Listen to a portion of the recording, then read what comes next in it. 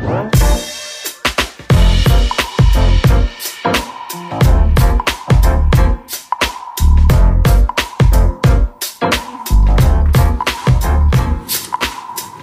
à tous. Merci Mathias pour la présentation.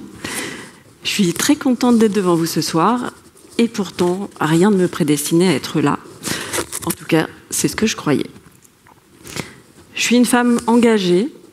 Je suis persuadée qu'on peut changer les choses à son échelle par des petites choses, dans sa rue avec un sourire, un bonjour, voilà.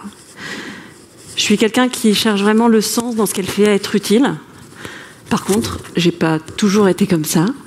Il y a eu un déclencheur, un accident de parcours, comme beaucoup d'entrepreneurs.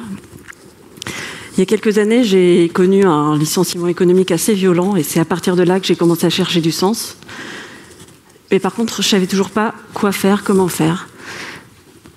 Et je suis comme beaucoup de personnes qui, un jour, dans leur canapé, devant un reportage qui prend aux tripes, se disent oh, « Moi aussi, j'ai envie de faire quelque chose, mais comment je fais? Qu'est-ce que je fais ?»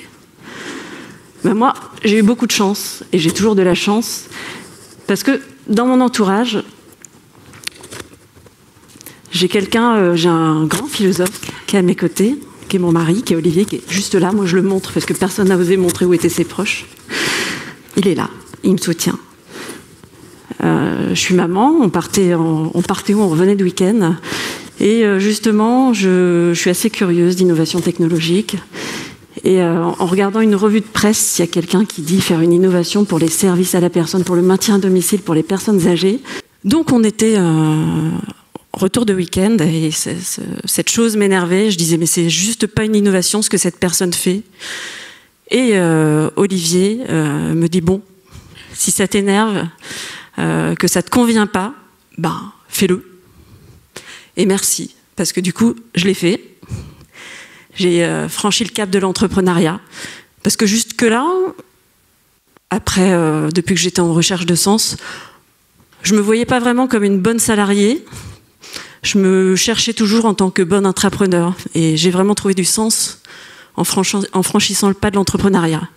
Donc je lance ce premier projet entrepreneurial, Smart Alert, un bracelet connecté qui détecte les chutes et les malaises, en rapport avec une histoire personnelle d'une grand-mère qui a fait une chute et son dispositif de sécurité n'avait pas fonctionné. Je me lance à fond. C'est un projet hyper intéressant, hyper stimulant. Et puis, en fait, je me fais happer par un autre projet. Alors cet autre projet, c'est une rencontre, parce que là, j'ai mes clés dans la main aujourd'hui, mais d'habitude, j'ai plutôt mon smartphone pour ceux qui me connaissent. Je suis plutôt souvent sur les réseaux sociaux. Et donc un jour sur les réseaux sociaux, je vois un message, un appel pour venir donner des denrées alimentaires pour un camp de migrants sur l'île Centre. Je dis ok. Puis finalement, cette demande se transforme et la personne, un peu de stress, cette personne, elle demande plutôt des bras pour venir distribuer la nourriture sur ce camp. Je dis ok, allez on y va, ça tombe bien, j'avais justement envie d'être utile.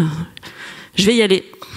Au final, je me débine la première fois, j'y vais pas parce que finalement je suis pas si courageuse que ça. La deuxième semaine, la deuxième fois, elle remet le message, elle a besoin d'aide. Je dis bon allez, cette fois, tu respires un bon coup et t'y vas. Donc j'y vais. J'avais peur d'aller sur ce camp, j'avais peur de ce que j'avais trouvé. Et effectivement, ça a changé ma vie. Ça a changé ma vie parce que j'ai fait une rencontre. J'ai rencontré une famille de demandeurs d'asile qui vivaient à la rue, sous une tente. Et en plus, dans cette famille, la maman attendait un heureux événement pour Noël. Donc l'histoire du bébé qui naît à la rue à Noël, ça s'est déjà vu. C'était déjà fait. Je suis maman, je m'identifie, et là je me dis, mais c'est juste impossible, juste inacceptable en fait que ce bébé naisse dans la rue. Je me dis, il faut que je fasse quelque chose. Et ce qu'il faut que vous sachiez, parce que vous ne le savez pas, on ne se connaît pas encore tous ici, c'est que dans mon histoire personnelle, mon histoire familiale, il y a quelque chose d'important qui a fait bouger les choses. Mon grand-père et ses parents, pendant la Seconde Guerre mondiale, vivaient à Saint-Quentin, dans l'Aisne. Et mes arrière-grands-parents avaient entendu que les Allemands allaient envahir la ville. Ils ont pris peur. Ils ont voulu protéger leur famille. Ils ont décidé de fuir et de traverser la France. Ils ont traversé avec les enfants, mon arrière-arrière-grand-mère pendant plusieurs dizaines d'heures. Et ils sont arrivés en pleine nuit en Corrèze, au fin fond de la Corrèze, dans un petit village qui s'appelle Chartrier-Ferrières, pour être très précise. Ils ont toqué à une porte pour demander de l'aide. Et là, il y a des citoyens qui leur ont offert l'hospitalité, qui leur ont dit « Mais soyez les bienvenus, mes braves gens ». Et donc, dans ma famille, on a une dette de solidarité. Et avec cette famille, ce bébé qui allait naître dans la rue, impossible, j'ai compris que c'était le moment.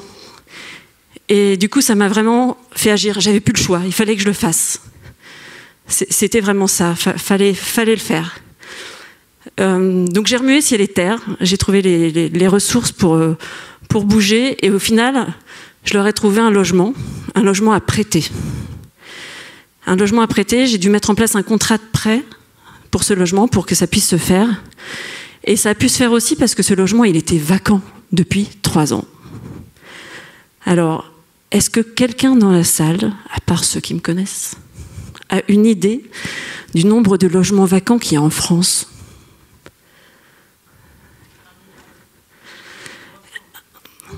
Beaucoup, plus d'1 million. En France, il y a 3 millions de logements vacants. 3 millions. Et si je dois faire une comparaison, donc il y a 3 millions de logements vacants, c'est énorme. Et en comparaison, il n'y a que 150 000 sans-abri. Donc Stirrup était né. Stirrup, je l'ai vu comme une solution. Aujourd'hui, Stirrup, c'est une plateforme qui coordonne, qui facilite, qui va permettre à des propriétaires de logements vacants de faire d'importantes économies. Les propriétaires privés, on va leur proposer de faire de la défiscalisation solidaire. Les bailleurs sociaux sur les logements vacants hors parc locatif, les logements qui sont plus louables, on va leur proposer une prestation de sécurisation par l'occupation, donc ils vont faire beaucoup d'économies grâce à nous. Et tout ça, ça va permettre de proposer un logement tremplin de 6 mois à des personnes en grande précarité avec le logement. Donc ça peut être des femmes victimes de violences, des réfugiés, des jeunes qui sortent de l'aide sociale à l'enfance, un travailleur qui dort dans sa voiture. Bref, le but, pendant ces 6 mois, c'est un accompagnement rythmé, un accompagnement 360 degrés, pour les amener à aller vers un logement pérenne à la suite de ces 6 mois. Et du coup, on travaille vraiment en partenariat avec les bailleurs privés et surtout les bailleurs sociaux pour passer des conventions pour accélérer les délais d'obtention des logements dans le cadre de demandes prioritaires. Voilà ce que je fais. Donc, je suis une femme engagée. Je me sens toujours pas très à l'aise à être mise en avant aujourd'hui. Par contre, je sais que ce que je fais a du sens. Stirrup, le but, c'est... donc là, on va prêter 50 logements d'ici la fin de l'année. Le but, c'est de passer à 100, puis 300 en 2020, et ensuite de franchir le cap du millier pour aller à 5000 logements, donc 5000 personnes ou familles mises à l'abri. Donc moi, ce que je veux vous faire passer ce soir, j'ai mes clés dans la main. Eh ben, je ne vais pas vous demander votre portefeuille, mais je vais vous demander de tous prendre vos clés, sortir vos clés, mettre votre main dans le sac à main et trouver vos clés.